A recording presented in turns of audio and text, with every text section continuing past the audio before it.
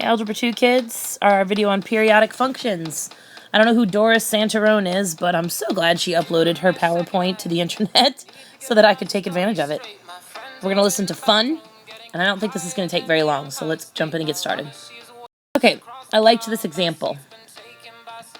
To celebrate the new millennium, the company British Airways announced in 1996 that its plan was to fund the construction of the world's largest Ferris wheel. The Ferris wheel is designed to measure approximately 500 feet in diameter, carry 800 passengers and 32 capsules.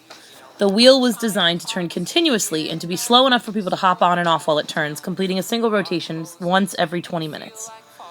That's a pretty cool idea. I'd like to see that. I'd also like to ride on it. This may or may not be the Millennium Wheel in London, but we'll have to research that. Suppose you board the Ferris wheel at ground level. So here we get to the math part. Let T represent the time since you boarded in minutes, and H represent your height above the ground level in feet.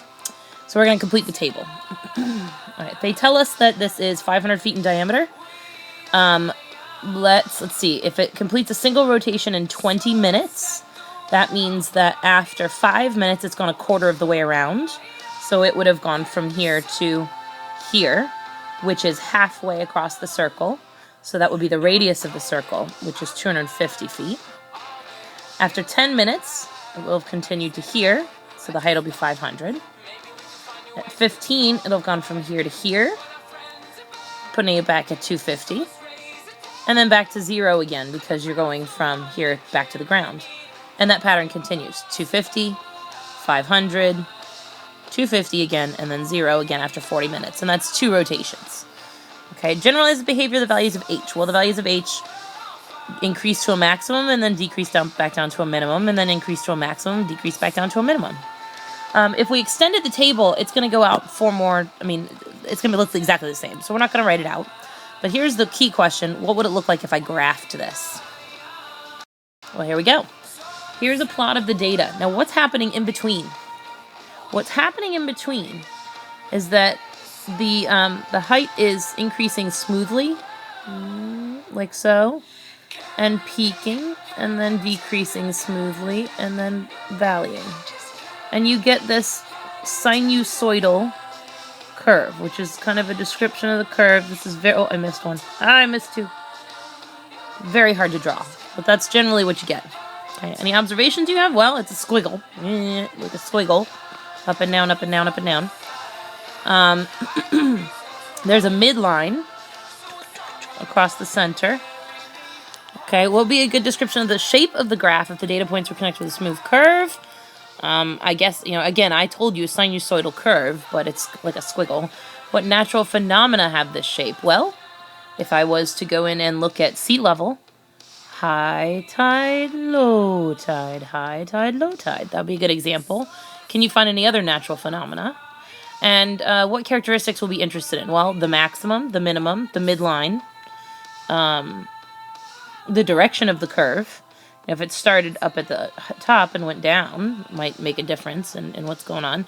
But this is the beginnings of our look at periodic functions. So let's talk more about the details there. Okay. Since Ferris wheel data is periodic, we use a periodic function to model the relationship between H and T. Cosine and sine are both periodic functions. We're not going to worry about actually talking about cosine and sine today, but those are the examples. But we need some terminology to go along with periodic functions. The period, a periodic function, right? The period, or wavelength of f, is the length of one complete cycle. So we'll look at what that is on an example when we get to the next page.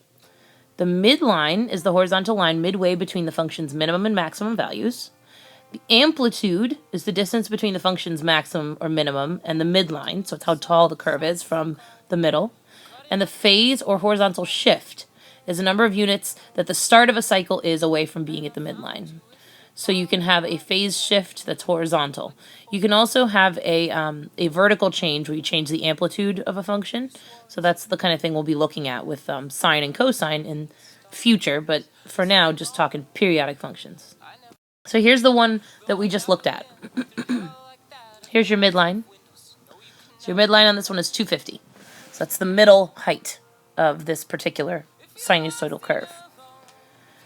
The period is one cycle, so it's from the beginning. So this would be one cycle right here. Okay, just like the black line that we see there. Now, in the case of this, you could actually look at one period a little bit differently. Let's see here. I would actually look at one period, let me get a different color, as from 0 to 0 because of what we're talking about. Because we're talking about the Ferris wheel going all the way up and then all the way down. And either way, you can be talking about a sine or a cosine. They can both be used in this circumstance. And that's the cool thing about them is they have the same shape. It's all about where they start on the graph. Sorry about that. I had to take a break from recording. Okay, so we need to know about amplitude, period, and midline, and then shift. And let's take a look at an example of a curve that's given to you, and we're going to find all those things. Okay, so they say let's find an equation for the graph. We're not going to stress about that right now. They say it's a sinusoidal function. We're just going to find all of this information just for now, okay? So, start with the amplitude. Amplitude is the absolute value of A, and that's going to be these values you'll see in the equations when we start getting ready to talk about this. Right now you're just doing this by sight. So the amplitude is the distance from the midline up to the highest point. So it appears that this midline is 1, and the highest height appears to be 5. So I'm thinking here that we're probably looking at an amplitude of 4. And the reason it has absolute value bars around it right there is because it's a distance, and a distance has to only be positive. But we could be talking about this, this is also from here down, is also 4. Okay, the midline, and that's going to be K, and again, that's in the equations when we look at that probably later this week. In this case is 1. Y equals 1, if you want to be specific, but 1, so that's that midline is Y equals 1. And the period, and we use that to determine B. And again, we're going to talk about those other values when we talk about this for graphing. So here, what I'm going to do is I'm going to look, I'm going to start from here to here. So it's all the way up to the top and all the way down to the bottom and back to the start. So look at the numbers there. We have 17 to 37. So 37 minus 17, this looks to have a period of 20. That sound about right? Yeah, I think so.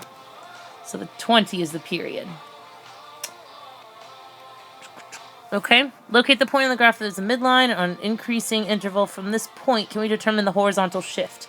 We're not going to, again, we're going to stop at that point and not worry about that part. And again, we'll talk about writing the functions. Right now, we just have to know about amplitude, period, and midline. And that's it for periodic functions. I do want to look for some cool ideas of periodic functions in the real world. If you can think of anything that you've seen that has a shape that kind of gives you a squiggle, or sometimes maybe 2 peaks and 2 valleys. I can think of some from medical science. See if you can think of some examples for me. Yeah, alrighty? Have a wonderful holiday weekend. The second video will be longer and will be coming up on Monday morning. See you in class.